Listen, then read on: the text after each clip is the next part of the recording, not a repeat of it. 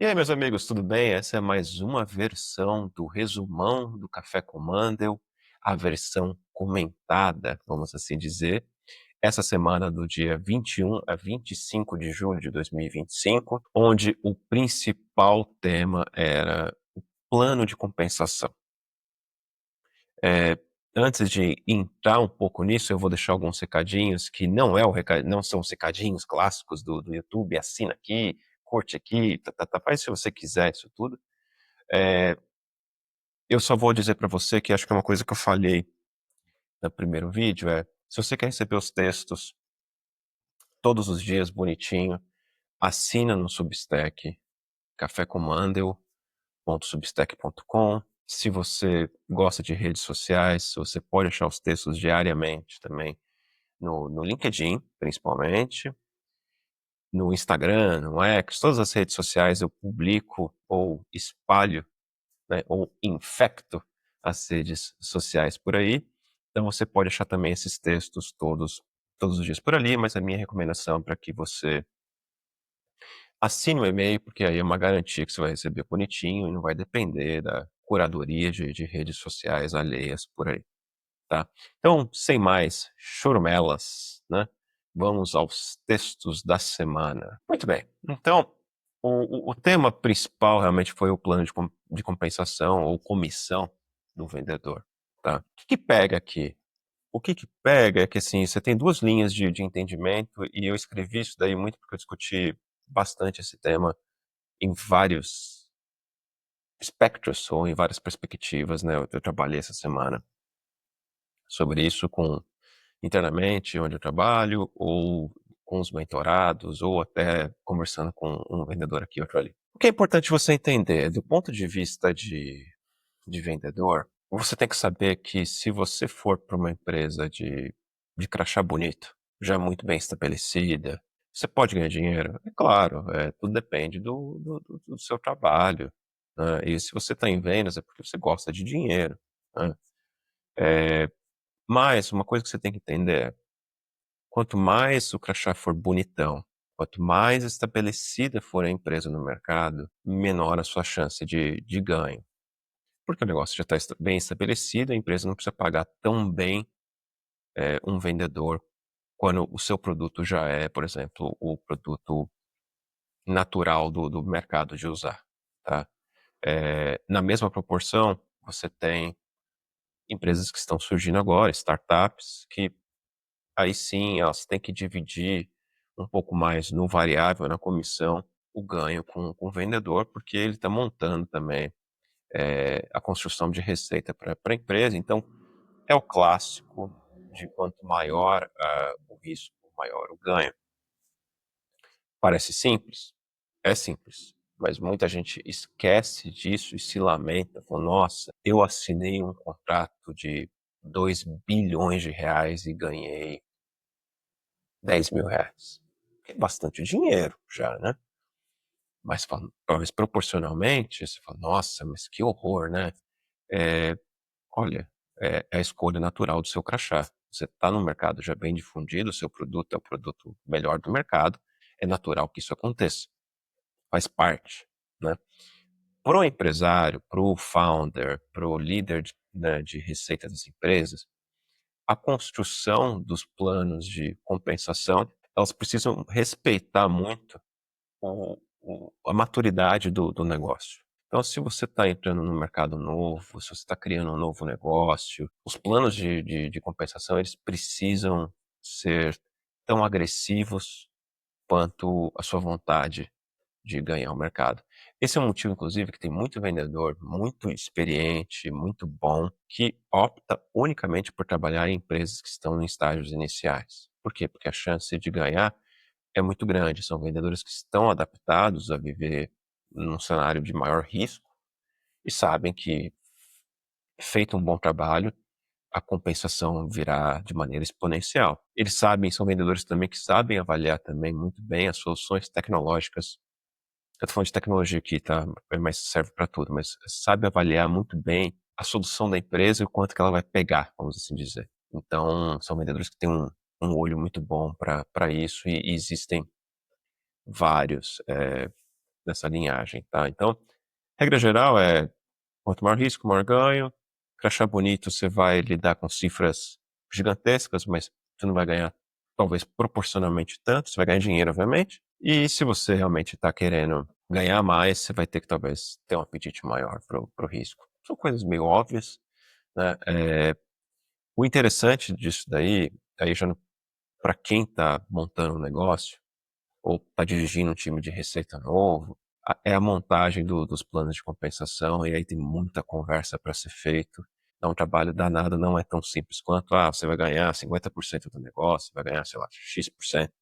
Não é tão simples quanto. Então, por ter tantas conversas profundas, esse foi um dos motivos do primeiro texto da semana. Seguindo aqui, eu falo pouco às vezes sobre isso, né? Mas tem um livro do Café com Mandel.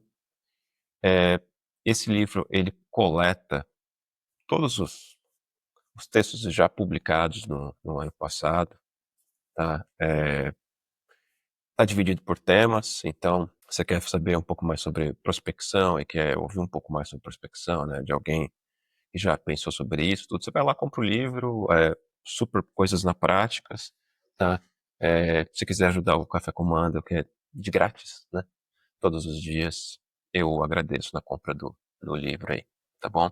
E tem sido bastante elogiado, porque realmente essa divisão por temas fica muito, muito fácil de você procurar um assunto específico que a gente já conversou por aqui. Mas vamos seguir o caminho aqui.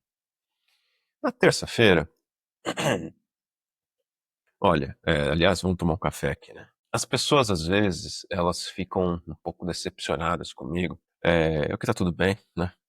Porque eu não indico logo de cara livros para ler tanto de vendas. Falar, cara, o que que eu devo ler sobre vendas? E eu tenho uma coisa que eu gosto de indicar coisas de maneira mais íntegra possível e não para parecer que eu leio tudo sobre vendas. Eu leio bastante, obviamente, porque é uma coisa que eu gosto, mas eu entendo, galera, que a especificidade do seu momento, ela é mais importante que qualquer coisa. Então, não adianta eu vir e, sabe, jogar um monte de regrinha para o seu negócio. Olha, você tem que fazer isso, isso, isso, e aí você vai ganhar um montão. Que é a ideia da receita previsível. Não é que esteja errado, por exemplo, o predictable revenue, né? Não é esse o meu ponto. É que ele funciona em um tipo específico de mercado, num determinado tipo de contexto. E o seu contexto pode ser totalmente diferente. Então, eu não gosto de ficar indicando coisas assim, porque é muito contextual, tá? E se você quer aprender algo, isso eu aprendi com um ex-chefe meu. Se você quer aprender algo de verdade, você tem que procurar informações, livros e conteúdos que imediatamente atacam o seu cenário, o seu contexto. Então, eu realmente não gosto de ficar indicando um monte de livro de técnica, a não ser que eu já te conheço bem, e aí a gente vai acrescentando essas coisas, né? Mas de uma maneira geral, eu digo que todo mundo deveria ler o Como Fazer Amigos e Influenciar Pessoas todos os anos.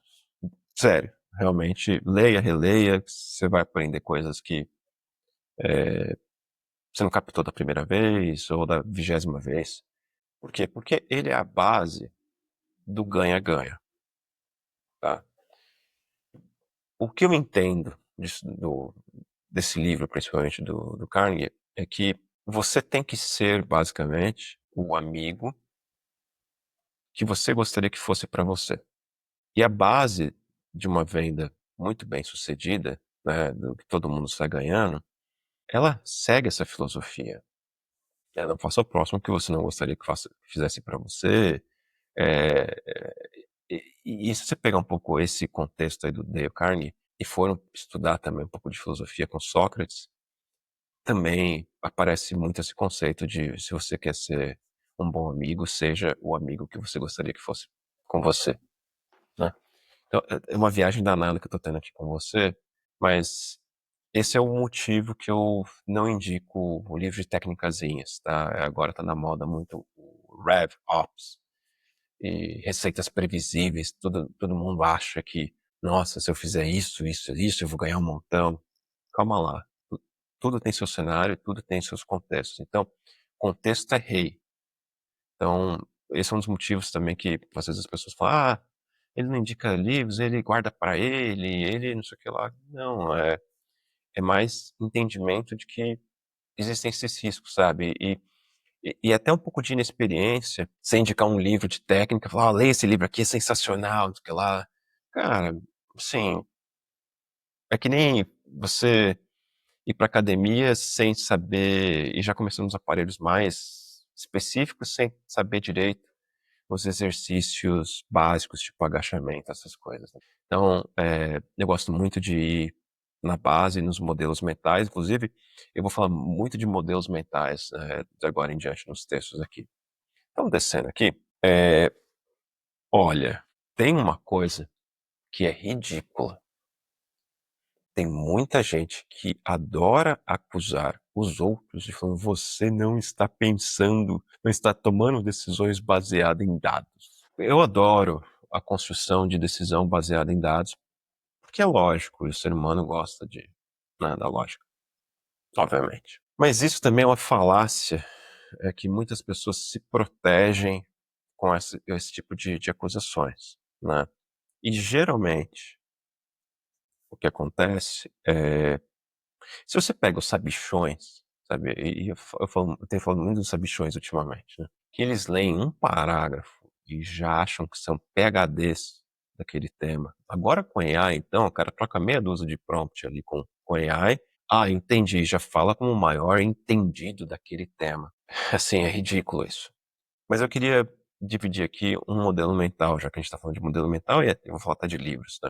Essas pessoas todas, né, que primeiro te acusam ou gospem na tua cara um monte de dados pra dar uma de entendidas do tema, presta atenção numa coisa, muitas vezes essas pessoas, elas jogam um monte de dados, mas se você fosse pegar esses dados, todos os argumentos, tudo mais, e fosse colocar num fluxograma, você vai ver que todo esse monte de coisa que a pessoa está te fazendo ou até te confundindo, não passam de informações que ficam na primeira camada. Não são pessoas que conseguem descer na profundidade do tema. Ou existem 2 pessoas que eu leio eu leio mais o Ray Dalio, eu gosto muito das coisas que o Ray Dalio escreve, que enfim, é um mega investidor, né, a voz dele é muito gostosa, né, parece a voz de um vovozinho muito querido. Os livros do Ray Dalio e do Charlie Munger também, que é o sócio lá do Warren Buffett, né, os 2 eles falam de decisões baseadas em fluxogramas, vamos assim dizer. Eu tô colocando de uma maneira meio esquisita, mas é você saber como a coisa evolui em níveis, né. Se isso aconteceu, vai acontecer isso aconteceu, vai acontecer isso, né, como as coisas se ligam. Então, eles tomam muitas decisões baseadas no fluxograma para entender a profundidade do entendimento deles sobre um tema. Então, muito cuidado com esses sabichões de plantão que gospem na tua cara um monte de informação que só te confunde, para não cair na falácia de estar só de ver se você está indo na profundidade, você está muito raso no primeiro nível. Então, às vezes, quando o bicho pega mesmo, é bom fazer esse tipo de fluxograma. Eu faço bastante, inclusive, quando eu estou desenvolvendo raciocínio, muito mapa mental, tá. Ah, se acontece isso, acontece aquilo, tá, de vez descer, né, eu vou na na horizontal.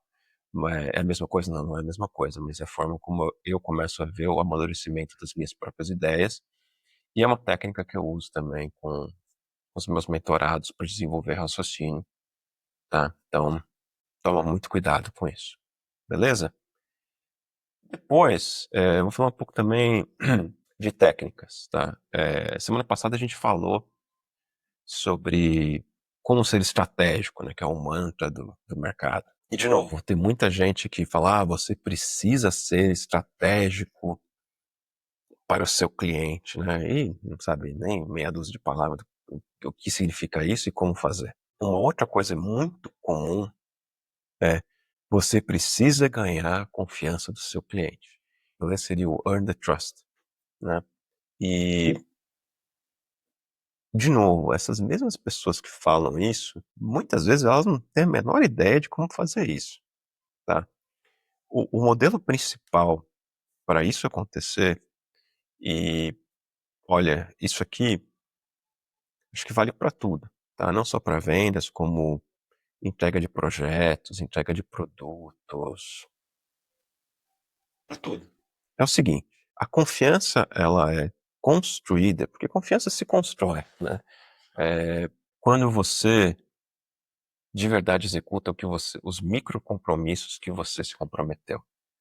Então não é só você se comprometer à entrega de um projetão ou de algo muito grande e achar que com base nisso que se constrói confiança. Não, confiança, principalmente em vendas, ela é construída aos pouquinhos. Então, ó, seu cliente, eu vou te retornar terça-feira. Eu vou te mandar aqui, ou então, ó, chegando na reunião, eu vou te mandar aqui um e-mail com tudo que a gente falou e tudo mais. Veja, são micro compromissos que você vai gerando com o outro lado. Não fazer isso, você corrói a confiança. Por quê? Você, quando você começa a fazer isso com muita sequência, ó, eu vou fazer isso e faz, vou fazer isso e faz. Você está honrando os microcompromissos e está gerando uma previsibilidade na cabeça do cliente. Na cabeça do cliente, eu falei cliente, né? A mente humana adora previsibilidade. Adora. Acho que não precisa explicar muito, eu tenho o famoso sistema límbico, né? Mas, enfim, a gente é como você sabe o que vai acontecer quando você faz alguma coisa, e a mente humana gosta disso, né? Por isso que filmes muito ruins são aqueles que você já sabe o que vai acontecer no final. Então você fica, putz, eu já entendi o que vai acontecer, sabe? É, eu me contradisse agora, né? Um pouco, mas a mente humana adora previsibilidade, mas ao mesmo tempo em filme acho que não, né? Enfim, voltando aqui ao que a gente está falando, pelo menos em negociação, o cliente gosta de saber o que vai acontecer, e a construção de confiança é honrar principalmente esses microcompromissos. E eu tô falando isso, parece uma coisa meio de bocó, mas o que eu mais vejo, tanto em vendedor, como também quando eu sou o cliente, o outro lado não faz, cara, isso só vai corroendo o relacionamento. Então, o famoso earn the trust, né, do cliente, ele se dá no microcompromisso e não nas entregas grandes, tá? Não apenas nas entregas grandes. Seguindo para o texto final da semana, tem uma regrinha de ouro aqui que não é que a gente esquece apenas, a gente não constata. Então, deixa eu explicar um pouco melhor essa questão. Eu vou abrir um parênteses aqui. É obrigação do vendedor se preparar para uma reunião. Pode ser conferência, né, online e principalmente reunião presencial. Obrigação, por quê? Quem paga o salário, na realidade, né, do vendedor é o cliente. Então, acho que é obrigação nossa de estar bem preparado para um encontro com contraparte. Uma coisa que eu percebi, assim quando eu me mudei para os Estados Unidos e para liderar um time de americanos, uma das coisas mais nítidas para mim foi a quantidade de horas que eles investem na preparação para as reuniões, tá? Então, às vezes tinha 2, 3 calls, né, conferências de alinhamento para saber o que cada um ia falar, como ia se posicionar. Era tudo muito, não diria ensaiado, mas discutido em exaustão. E aí tinha reunião com o cliente, e depois da reunião com o cliente, você ainda tinha as calls de debrief, de discussão, né, do que aconteceu, o que foi falado, as notas de cada um. É um tipo de preparação que eu não vejo tão fluente no Brasil. A gente tende a ser um pouco mais intuitivo, que também tem as suas qualidades. Não estou desmerecendo né, o nosso mercado aqui, o nosso próprio povo. Não. O ideal é o mix das duas técnicas, né? Do intuitivo, que sabe ter um jogo de cintura maior, do cara que se prepara mais, se está, né, super bem preparado. De qualquer maneira, vamos aqui supor que você é essa pessoa mega equilibrada, consegue fazer as 2 coisas, intuição e preparação. Você chega na reunião, uma coisa que às vezes acontece é que você se preparou bonitinho, fez um PowerPoint maravilhoso, tá tudo organizado, tá todo mundo ali preparado e a reunião azeda. Por que que azedou? Um dos principais motivos é que você não prestou atenção se era a hora na cabeça do cliente de discutir aquele tema. Então, a primeira coisa que tem que ser feita na reunião com o cliente é saber qual o que está pegando para ele naquele momento. Existe agora eu vou dar um livro de novo, tá. Eu falei do Ray Dalio e do Charlie Munger, agora eu vou falar do Charles Duhigg, que é o cara que escreveu O Poder do Hábito, e ele tem um livro chamado Super Communicators. Um livro muito bom. E ele conseguiu traduzir isso de maneira muito boa, que eu falo: "Meu, você tem que chegar lá e ver o que está pegando para o cliente, e aí você vê como é que você vai dosar a sua mensagem, né". Porque às vezes você chega lá com a ânsia de usar tudo aquilo que você se preparou para fazer, e não era a hora, não era. Às vezes o cara tinha acabado de tomar uma carcada do chefe, brigou com familiar, ou o cenário político da empresa tá uma bagunça, e o cara precisava ventilar ou não queria ser molado na cabeça, né, tem encheção de saco de comprar um produto que ele nem sabe se é a hora certa ainda. Então você tem que ler o cenário. O livro do Charles Duhigg, o Super Communicators, tá vendo? De novo, eu não gosto de indicar muito livro de técnicazinha de venda, porque cada técnica tem seu contexto. Mas esses modelos mentais principais, eles são muito importantes. O Super Communicators, ele consegue traduzir muito bem isso que eu tô falando. A hora que eu li, eu falei: "Cara, é isso". Ele falou: "Olha, toda vez que você vai ter uma conversa, a primeira coisa que você tem que fazer é saber qual conversa que a pessoa do outro lado quer ter". E ele fala, inclusive, que quando tem discussões, essas coisas, é porque existe um descasamento da conversa. Um tá falando uma coisa, o outro tá falando outra. Então a função das pessoas no primeiro momento deveria ser qual conversa nós vamos ter. Então ele traduziu de maneira brilhante o que eu falo de: "Meu, vai lá e vê o que tá pegando primeiro antes de você cuspir um monte de coisa que você se preparou". Eh, Lê esse livro, tá muito bacana. Então, assim, você não fazer isso é muitas vezes o motivo do porquê que a coisa não foi bem, tá. E as pessoas que têm um quociente emocional muito alto, um QE muito alto, elas conseguem fazer isso de uma maneira muito natural. As pessoas normais ou burrinhas, tipo eu, a gente tem que ter isso no consciente e saber calibrar e ler o cenário, né. Então, é uma coisa muito importante, leia o Super Communicators, é muito bom mesmo. Talvez um dia até eu faça um vídeo de resumo desses livros aí, surgiu essa ideia quando essas pessoas estão me pedindo livros e é uma recorrência isso daí, tá, galera? Realmente, tá? Gente, é isso. Esses foram os textos da semana. Se você, de novo, quer receber esses textos, assina lá no Substack ou assina aqui o canal para ver a versão comentada, para ver esse louco aqui falando o que estava se passando na cachola. Tem um livro que você pode comprar, Baratex, tá, tem todos os textos organizadinhos lá, e a gente já está produzindo a segunda versão. Eh, ou se você está construindo um negócio e gostaria de ter uma orientação sobre como construir o seu time de receita, eh, como liderar uma equipe de vendas e tudo mais, eu dou mentoria para líderes e fundadores de negócios, CEOs, empresários, enfim. Se precisar, vocês podem me achar no LinkedIn e em todas as redes sociais aí que existem, mas principalmente o LinkedIn. Tá bom? Gente, é isso. Eu desejo a vocês uma ótima semana, tá? E encontro vocês, quem sabe, aí no próximo resumão do Café com Manteiga. Valeu?